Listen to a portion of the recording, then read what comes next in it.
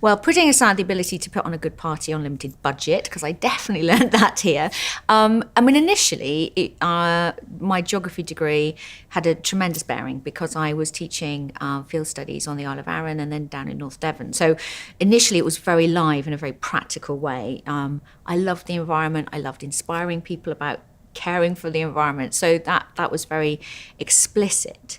But as I moved on, I sort of moved into behaviour change. I ended up working for Sustrans, a sustainable transport charity.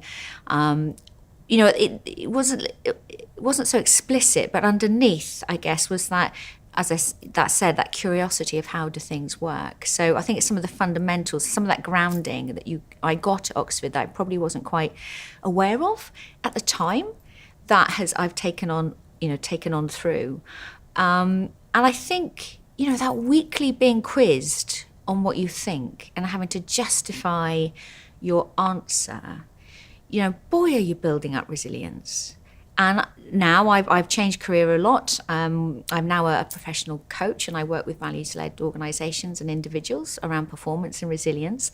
And now when I see some of the issues that many women have around their confidence and self-belief, I am reminded about, gosh, that's what Oxford gave me, because I was challenged and I did have to pick myself up on a regular basis. So I think that's one of the core things I definitely took away from it all.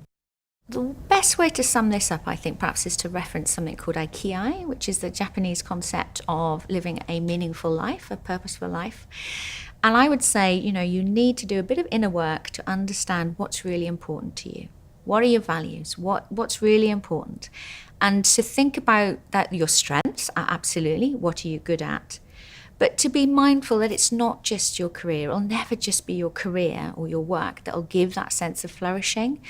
And so to be really mindful of those choices. And, absolutely for me, and I'd say this, for everybody now, 20s is the time to go off and explore. It's about being brave, having adventures, discovering who you are. So tuning in and listening to that heart-led passion you might have, go and do it. Go and do it.